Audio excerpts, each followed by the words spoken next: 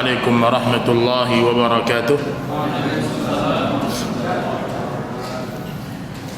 Alhamdulillahi ala ihsanih wa syukur lahu ala taufiqihi wa amtinanih wa asyhadu an la ilaha illallah ta'ziman li sya'nih. Allahumma salli wa sallim wa barik wa an'im ala nabiyyina Muhammad wa ala alihi wa sahbihi wa man sara ala nahjihi wa tamassaka bi sunnatihi ila yaumiddin. Ya ayyuhalladzina amanu taqullaha haqqa tuqatih wa la tamutunna illa wa antum muslimun. Kaum muslimin dan muslimat rahimani wa rahimakumullah. Alhamdulillah, segala puji bagi Allah Subhanahu wa taala Rabbul Izzati wal Jalalah, yang karenanya segala kebaikan-kebaikan menjadi sempurna. Kita bersyukur kepada Allah Subhanahu wa taala atas segala nikmat iman, nikmat Islam, nikmat ilmu, dan segala nikmat-nikmat Allah Subhanahu wa taala yang dengannya kita bisa mendekatkan diri kepada Allah. Salawat dan salam semoga senantiasa tercurahkan kepada Rasul kita yang mulia alaihi salatu wassalam, manusia terbaik, manusia yang telah mengajarkan seluruh agama Allah Subhanahu wa taala. Rasul kita sallallahu alaihi wasallam sempurna dalam setiap perkara beliau, sempurna dalam hal apa yang disampaikannya. Al-Quranul Karim yang diturunkan kepada Rasulullah sallallahu alaihi wasallam telah sempurna. Cara Nabi sallallahu alaihi wasallam menyampaikannya kepada manusia pun telah sempurna. Maka kita wajib bersyukur kepada Allah Subhanahu wa taala dengan cara senantiasa mengagungkan sunnah-sunnah Nabi sallallahu alaihi wasallam. Baik ikhwani fiddin rahimani wa rahimakumullah. Alhamdulillah, kita masuk pada pertemuan yang kedua dalam pembahasan kitab Nawaqidul Islam atau 10 pembatal-pembatal keislaman. Terakhir kita terhenti pada hal-hal yang berkaitan dengan syirik, terhenti pada hal-hal yang berkaitan dengan di antara sebab keluarnya seorang dari agama Allah Subhanahu wa taala ketika mereka meyakini ada agama yang lebih baik. Keraguan terhadap orang kafir, keraguan terhadap orang-orang musyrik. Kita sudah bahas pada pertemuan yang lalu. Alhamdulillah. Baik, sekarang kita masuk pada poin yang keempat dari pembatal keislaman. Kata Syekh rahimahullahu taala, ar-rabi' man i'taqada anna ghaira hudan nabiy sallallahu alaihi wasallam akmal min hadyihi wa anna hukma ghairihi ahsan min hukmihi kalladina yufaddiluna hukma tawaghid ala hukmihi fahuwa kafir. Ini pembatal keislaman yang keempat. Siapa yang meyakini, man i'taqada, siapa yang meyakini, berarti keyakinan munculnya dari mana? Dari hati. Karena nanti kita akan bahas ya, ternyata inti dari permasalahan pembatal keislaman itu pada hati seseorang. Inti nanti di situ. Terkadang seorang melakukan sebuah perbuatan kufur, namun ternyata hatinya tidak menyetujui perbuatan itu, dia tidak keluar dari Islam. Maka dipertegas oleh Syekh rahimahullahu taala, man i'taqada, barang siapa yang meyakini anna sesungguhnya ghairu hadyin Nabi sallallahu alaihi wasallam, sesungguhnya ada selain petunjuk dari Nabi sallallahu alaihi wasallam, akmal min hadyi.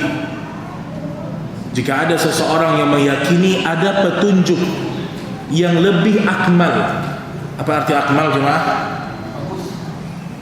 Kurang sempurna. Akmal sempurna. Kalau ahsan bagus, kalau akmal itu sempurna. Jadi kata Syekh rahimahullahu taala, kalau ada orang meyakini bahwasanya ada agama yang lebih sempurna, ada petunjuk, ada arahan, ada bimbingan, ada solusi yang lebih dianggapnya sempurna daripada solusi dari Nabi sallallahu alaihi wasallam, daripada petunjuk Nabi sallallahu alaihi wasallam, maka dia bisa keluar dari Islam.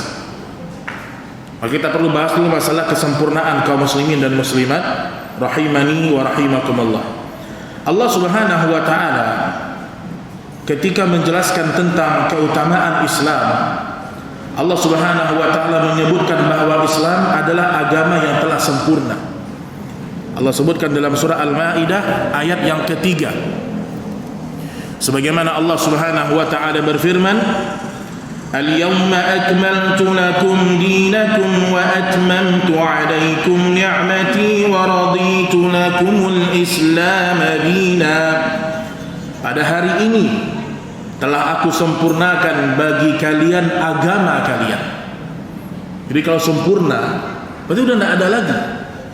Harus kita yakin Islam sudah sempurna, baik dalam hukum-hukumnya, baik dalam halal haramnya, baik dalam petunjuk Nabi sallallahu alaihi wasallam. Wa atmamtu 'alaikum ni'mati, dan telah aku cukupkan nikmatku atas kalian. Berarti di antara nikmat yang paling besar ketika Allah menyempurnakan agama Islam. Wa raditu lakumul Islam madinah, dan aku telah ridha bahwasanya agama Islam adalah agama yang paling Allah ridhai. Agama Islam hanya agama yang Allah ridhai. Maka teman-teman yang dirahmati oleh Allah Subhanahu wa taala, maka yang pertama dari poin ini, menganggap ada petunjuk yang lebih sempurna kufur. Batal syahadatnya, Pak.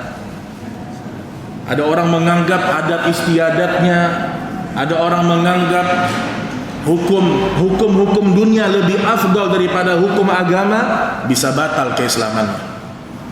Mulai dari adat istiadat, mulai dari hukum internasional, hukum apapun dianggapnya lebih sempurna. Kita nggak berbicara masalah pengamalan dulu, karena nanti masalah mengamalkan itu beda cerita. Ketika ada orang yang menganggap ada yang lebih sempurna, maka dia kufur.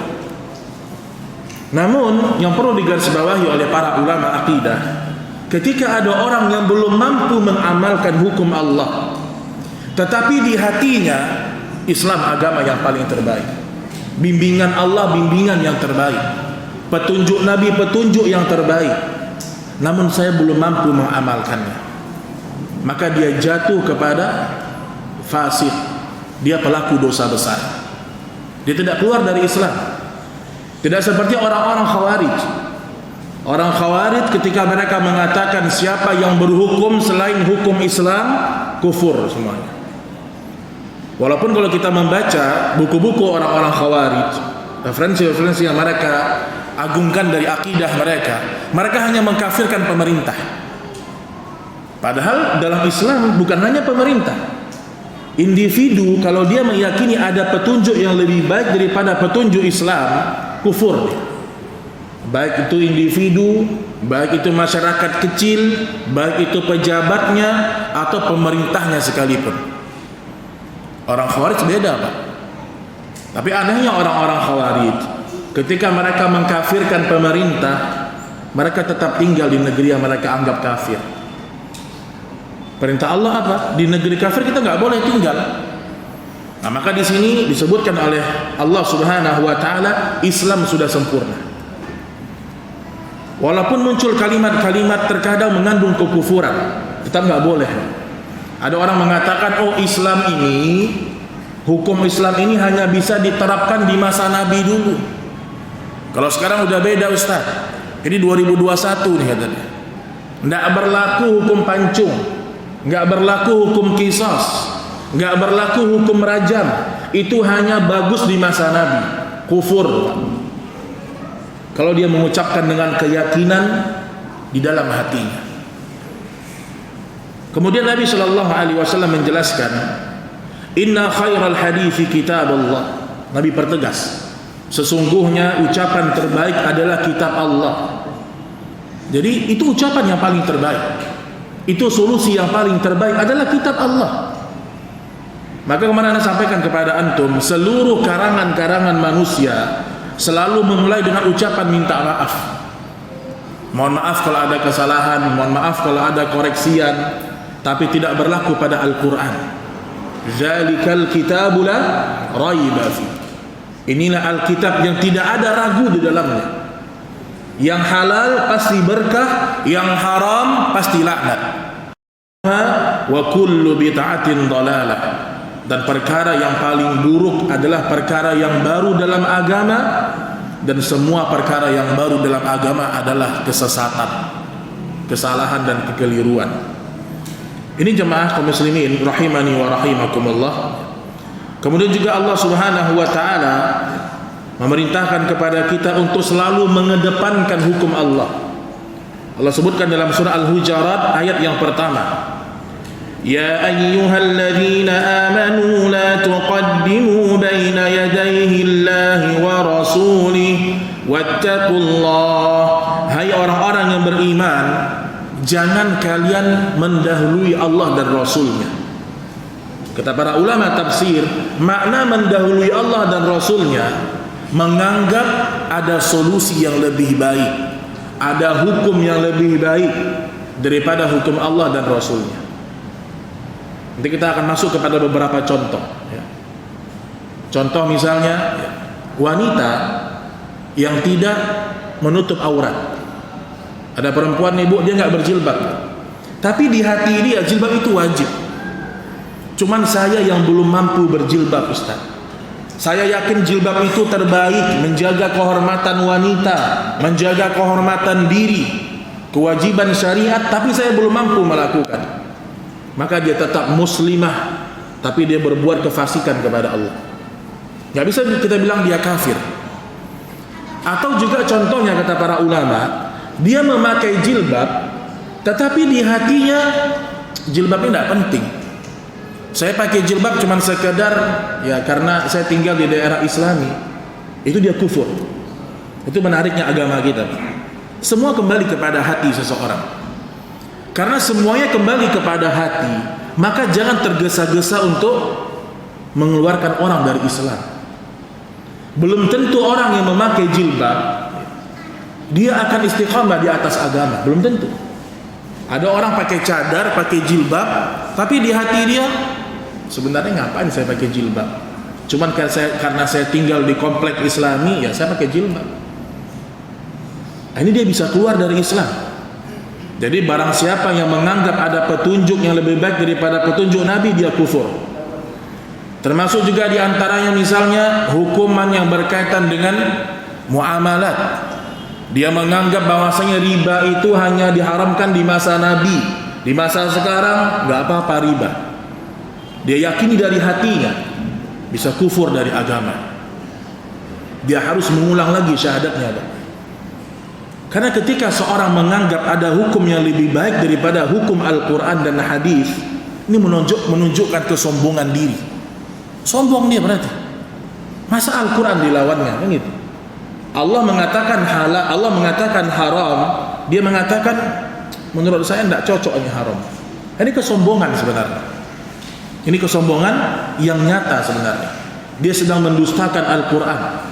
Dia sedang mendustakan hadis-hadis Nabi Sallallahu Alaihi Wasallam. Maka dulu ya, Nabi Sallallahu Alaihi Wasallam marah kepada Umar bin Khattab radhiyallahu taala anhu. Jadi Umar ini pernah membawa lembaran-lembaran Taurat. Kata para ulama, lembaran Taurat yang Umar bawa itu belum di masa seperti sekarang. Injil sudah banyak yang dipalsukan, ya. Kitab-kitab dulu sudah banyak yang diganti-ganti. Yang dibawa oleh Umar ya, adalah Taurat yang tidak sama seperti di masa sekarang. Apa kata Nabi Sallallahu Alaihi Wasallam kepada Umar? Amutahwikuna fiha ya Ibn al-Khattab. Wahai Umar bin Khattab, apakah kamu mulai meragukan Al-Quranul Karim? Cuman megang, Pak. Langsung diberikan peringatan sama Nabi. Wahai Umar, kamu mulai ragu dengan Al-Quran. Walladhi nafsu Muhammadin biyadih laqad ji'tukum biha bayda naqiyah. Demi Allah, kata Rasul kita, sungguh aku datang kepada kalian membawa ajaran yang putih mengkilat, bersih Islam itu. Lau asbaha minkum fattaba'tumuni wa taraktumuni la dhalaltum an sawa'is sabil. Kata Nabi sallallahu alaihi wasallam, demi Allah, andaikan Musa alaihi salam di tengah kalian, lalu kalian mengikutinya dan meninggalkan ajaranku, sungguh kalian telah tersesat dari agama Islam. Andaikan Musa hidup di tengah-tengah kalian sekarang, Karena Taurat dari Nabi Musa alaihissalam. Andaikan Musa hidup dan mereka mengikuti ajarannya Nabi Musa, bukan ajaran Nabi Muhammad, la dhalaltum an sawa'is sabil. Sungguh kalian telah keluar di jalan yang lurus. Walau kana Musa hayyan wa adraka nubuwati ma wasi'ahu illa an yattabi'tani. Kata Nabi sallallahu alaihi wasallam, seandainya Musa masih hidup dan dia menjumpai risalahku, maka tidak ada kebebasan bagi Musa alaihissalam kecuali harus mengikuti risalahku. Nabi Musa, Pak. Nabi Musa hidup sekarang, wajib dia ikut Nabi sallallahu alaihi wasallam. Apalagi kita nih manusia 2021 ini yang enggak tahu surganya di mana, nerakanya di mana, subhanallah. Nabi Musa, nabinya Allah yang dijamin baginya surga. Andaikan dia hidup, dia wajib mengikuti ajarannya Nabi Muhammad sallallahu alaihi wasallam. Baik kaum muslimin dan muslimat rahimani wa rahimakumullah. Kemudian kata Syekh rahimahullahu taala, wa anna hukma ghairihi ahsan min hukmi. Nah, tadi kan menganggap ada yang lebih sempurna. Nah, atau yang kedua kata Syekh, menganggap ada yang lebih baik. Mungkin tidak sempurna tapi lebih baik untuk diamalkan di masa sekarang. Ini ada dua perbedaan. Yang pertama menganggap lebih sempurna, yang kedua menganggap lebih baik. Dan ini biasanya pada orang-orang yang hidup di tengah-tengah orang mengagungkan adat istiadat. Lebih baik ya. Contoh misalnya yang berkaitan dengan mahram saja. Betapa banyak orang yang tidak mengerti dengan mahramnya siapa. Subhanallah Pak ya. Kita kalau pulang kampung nih orang Padang, semua jadi paman semua. Semua jadi bibi. Oh tuh mama ambo tuh, jadi mama semuanya. Disalamin semuanya. Padahal cuma satu suku, padahal cuma satu kampung, dianggap itu adalah mahramnya dia. Nah, saya pribadi pernah dialog sama ayah saya, Pak. Ayah saya orang Payakumbuh, saya Lintau. Nah, ayah saya ini bilang, tapi dulu Yovin, ayah hidup sama dia di rumah dia di waktu kecil. Ponakan, tapi ponakan tak di mana jauh, bukan ponakan kandung. Berarti nggak boleh dong ayah megang salaman, nggak boleh, nggak boleh saya bilang. Jadi pelajari mana yang mahram kita. Dan betapa banyak di masyarakat ketika kita menghidupkan hukum Nabi kita sallallahu alaihi wasallam, kita dianggap sombong. Ini gara-gara nggak mau salaman nih dengan paman jauh, udah berubah sekarang. Apalagi misal istri kita nih, dia mungkin dulu dekat dengan paman dia yang bukan mahram ya, dengan bibi dia, sepupu dia di masa kecil. Setelah dia ngaji, dia nggak mau salaman lagi sama apa, emak eteknya lah, pak gaeknya lah, bukan mahram sebenarnya.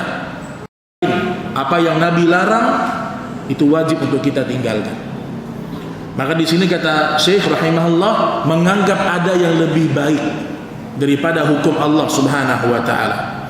Kalladina yufaddiluna hukmat tawaghit ala hukmi fahuwa kafir. Sebagaimana ada orang-orang yang mendahulukan hukum taghut daripada hukum Allah Subhanahu wa taala, maka dia telah kafir. Baik Bapak Ibu yang dimuliakan oleh Allah Subhanahu wa taala, di dalam surah At-Taubah ayat 31 Allah menceritakan bagaimana orang yang dimaksud menyembah selain Allah. Jadi sebenarnya orang dikatakan dia menyembah sesuatu bukan hanya karena dia sujud dan rukuk. Di antara makna menyembah kepada selain Allah, menghalalkan apa yang dihalalkan dan mengharamkan apa yang diharamkan oleh selain Allah.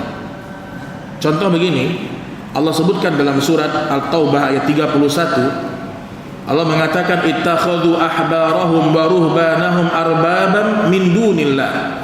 Mereka menjadikan orang-orang alim mereka, pendeta-pendeta mereka sebagai Tuhan yang disembah selain Allah. Apa kata orang-orang Yahudi Nasrani? Ya Muhammad, kami tidak menyembah patung-patung ini, kami tidak menyembah pohon-pohon ini, kami tidak menyembah pendeta-pendeta kami. Tetapi kenapa kamu mengatakan kami ini keluar dari agama? Apa jawaban Ibnu Abbas diantaranya penafsiran dari ayat ini, kata Ibnu Abbas, orang yang menghalalkan apa yang pendetanya halalkan, mengharamkan apa yang pendetanya haramkan, fatilka ibadatuhum, itulah ibadah yang sebenarnya. Jadi misalnya begini ya, jelas dalam Islam misalnya syirik itu haram, tapi ada seorang alim nih, ulama besar misalnya, dianggap dia dimuliakan di tengah umat, kemudian dia mengatakan riba tidak haram, kata dia. Kemudian orang-orang ikut semua sama dia. Ketika orang mengikuti pendapat dia, ternyata ini pendapat berseberangan dengan Al-Quran dan Sunnah, dia sedang menyembah ulama itu. Jadi bahaya sekali. Contoh ada Pak di masa sekarang, ada seorang yang dianggap dia keturunan Nabi Shallallahu Alaihi Wasallam. Dia orang dari luar, bukan orang Indonesia. Dia mengatakan sholat maghrib itu tidak wajib hukumnya. Dia mengatakan Ibnu Qayyim sudah salah dalam mengumpulkan ijma ulama. Nah, ketika orang-orang mengikuti pendapat dia, ternyata pendapat dia menyimpang dari Al-Quran dan Sunnah, tapi tetap diikuti, berarti orang itu sedang menyembah guru dia. Jadi hati-hati. Makna menyembah selain Allah bukan sujud dan rukuk saja, tetapi kita taklid buta sama dia, gulu, berlebih-lebihan. Itu diantara makna menyembah juga kepada selain Allah Subhanahu wa ta'ala. Baik, ma'asyiral muslimin rahimani wa rahimakumullah. Sekarang kita lihat bagaimana kedudukan hukum dalam Al-Quran dan hadis. Kedudukan berhukum dengan apa yang diturunkan oleh Allah Subhanahu wa ta'ala dalam ibadah. Jadi meyakini hukum Allah yang terbaik itu ada keutamaan-keutamaannya. Yang pertama Allah sebutkan dalam surat Yusuf ayat 40. Innal hukmu illa lillah amara alla ta'budu illa iyyah dzalika dinul qayyim. Keputusan itu hanyalah kepunyaan Allah. Yang berhak memutuskan halal, haram, boleh, tidak, ridha, murka, itu hanya Allah. Nabi itu cuma menyambung saja, Pak. Kata Allah, ya Muhammad halal, halalkan kepada umat. Ya Muhammad haram, sampaikan kepada umat. Jadi bukan Nabi yang mengharamkan, bukan Nabi yang menghalalkan, tapi Nabi mendapatkan wahyu dari Allah Subhanahu wa ta'ala. Maka hati-hati ya, kita harus mengagungkan hukum Allah walaupun belum kita bisa mengamalkannya. Hukum rajam nih, kalau kita mengikuti perasaan kita, Pak, kita rasanya nggak tega lihat orang dirajam. Nah, perlu dibedakan teman-teman ya.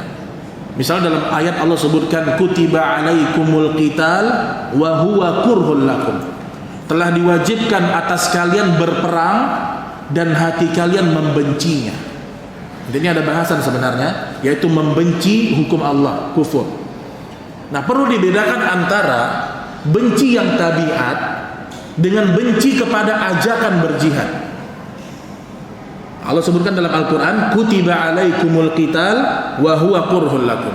Diwajibkan atas kalian berperang dan kalian benci dengan peperangan. Nah, fitrah kita benci sama perang, Pak. Manusia nggak suka dengan peperangan. Ketidaksukaan kita dengan peperangan, kita tidak berdosa. Namun kita berdosa ketika kita benci kepada ajakan berjihad. Itu perlu dibedakan ya. Kita benci dengan perang, kita nggak suka berperang. Itu tabi'i namanya, tabiat manusia, nggak suka permusuhan. Tetapi yang berdosa kita bisa keluar dari Islam kalau kita membenci ajakan berperang yang sesuai dengan syariat. Itu contoh masalah jihad misalnya. Termasuk misalnya juga hukum rajam, wanita berzina dilempar ya, pakai batu dan dia ditimbun kepalanya sampai meninggal dunia. Hati kita menolak, kita nggak tega melihat peristiwa-peristiwa seperti itu sebenarnya. Tapi karena dia adalah syariat Allah, maka kita agungkan. Hukum potong tangan ya. Nah, hukum qisas dan seterusnya itu tetap menjadi solusi yang terbaik yang Allah Subhanahu wa ta'ala tetapkan dalam Al-Quran dan hadis Nabi Sallallahu Alaihi Wasallam. Sudah masuk maghrib? Bentar lagi ya. Baik. Itu dia hukum-hukum yang harus kita pahami. Nah sekarang masalah tinggal hukum poligami gimana nih? Nah Bu, poligami hukumnya gimana? Nah itu perlu dibedakan juga. Kalau seandainya ibu-ibu ya membenci poligaminya, kufur. Apa tuh poligami? Itu kan untuk laki-laki saja. Agama apa ini? Saya nggak terima hukum poligami Ustaz. Itu hukum yang merusak keluarga orang. Bisa murtad dari agama Bu. Tapi kalau ibu mengatakan poligami adalah syariat Allah, tapi saya nggak mau Ustaz suami saya poligami, itu tidak berdosa. Itu tidak.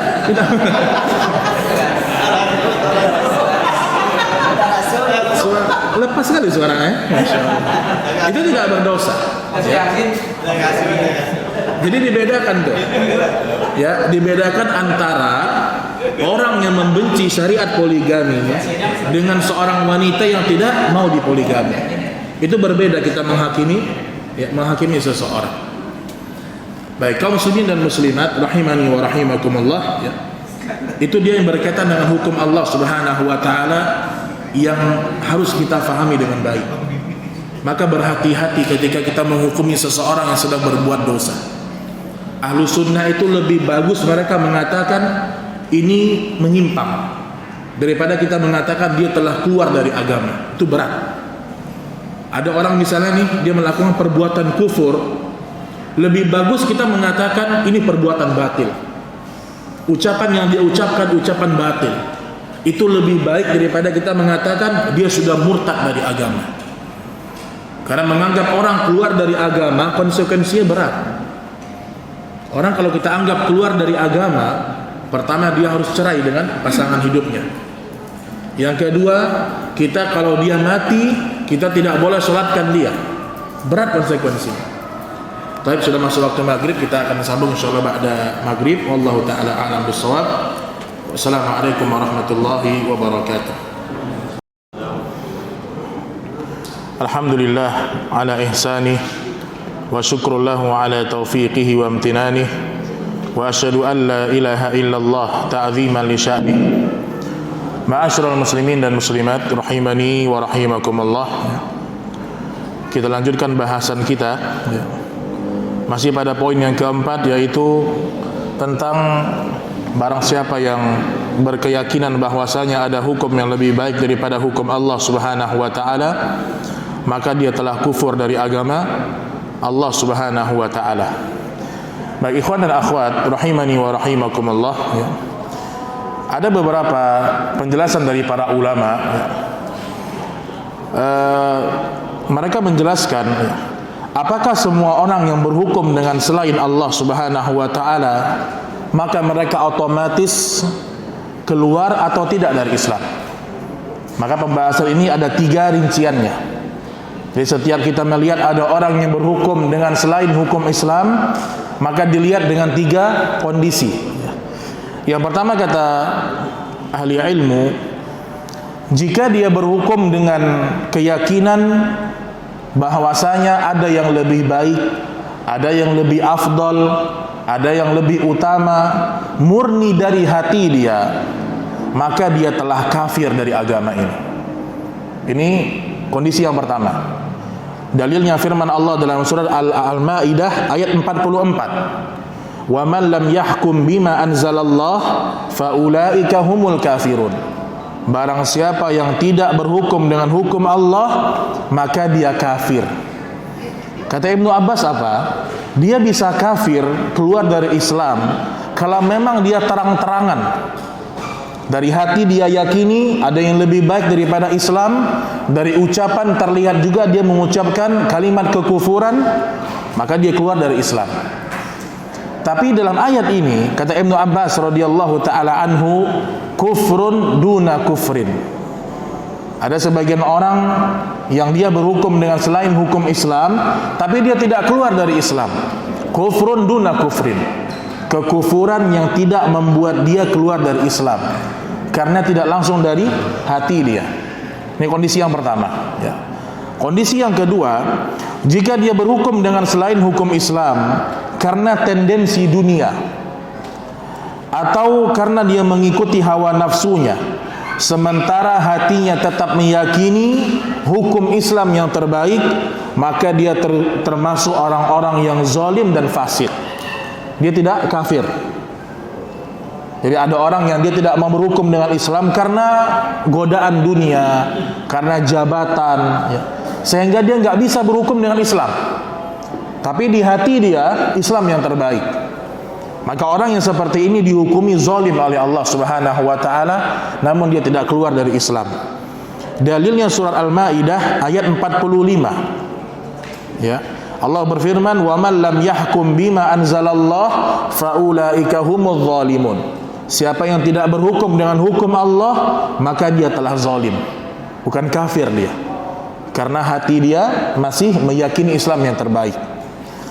Kemudian Al-Imam Ibnu Jarir Tabari, ya, rahimahullahu taala, dari Ibnu Abbas, ya, beliau menukilkan di mana beliau mengatakan, "Man jahada ma anzalallah faqad kafar."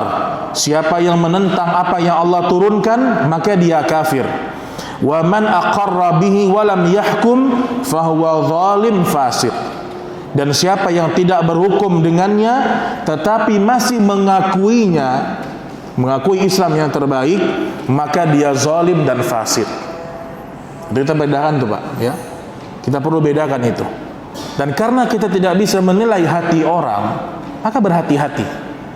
Terkadang kita lihat ada orang melakukan perbuatan kufur, kita nggak tahu nih hati dia gimana sebenarnya. Ada orang yang meninggalkan sholat, hati dia bagaimana? Kita kan nggak tahu. Maka kita harus berhati-hati dalam menghukumi seseorang. Makanya Ammar bin Yasir, ketika dia masuk Islam, maka banyak godaan yang datang kepada dia, siksaan, azab, ya. Sampai Yasir ini ayahnya Ammar, ya, dia pernah ditimpa oleh batu besar, Pak.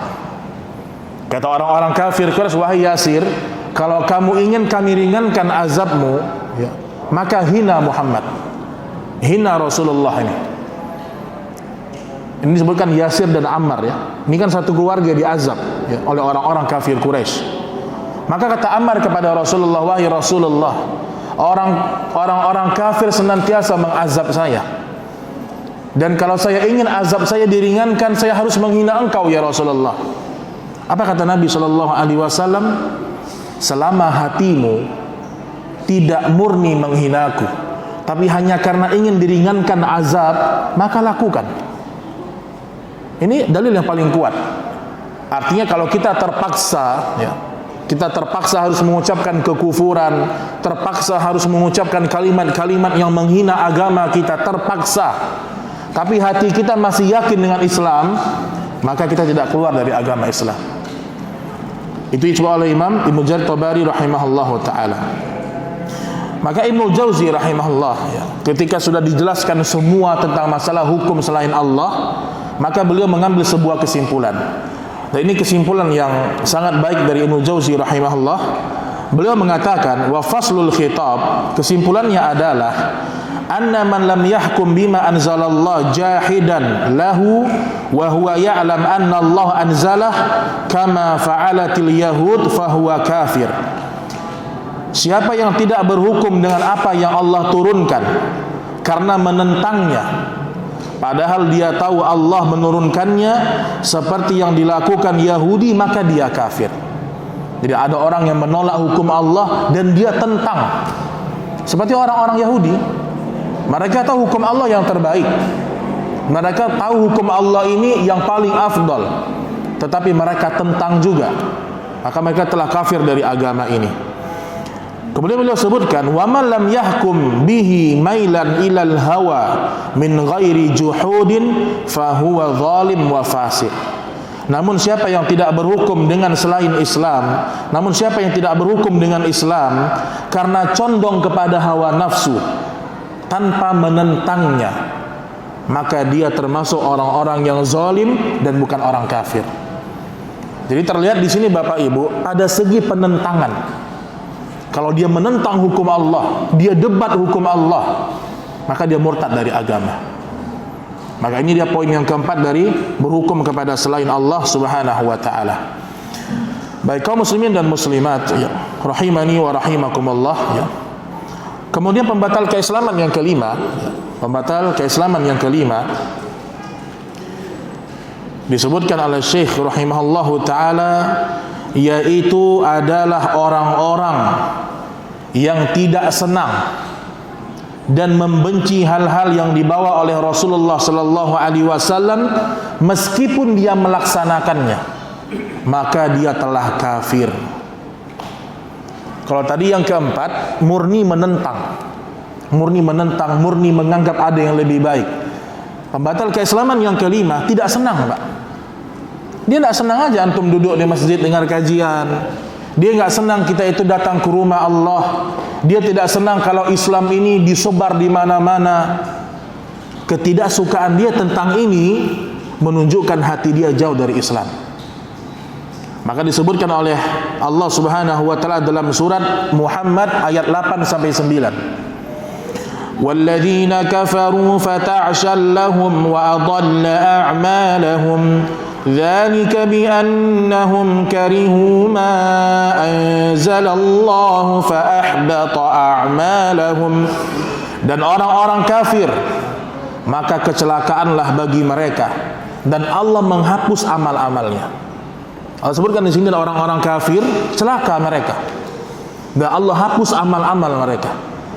Kenapa? Karena kebiasaannya orang kafir itu pasti menghina agama Islam, pasti merendahkan agama Islam.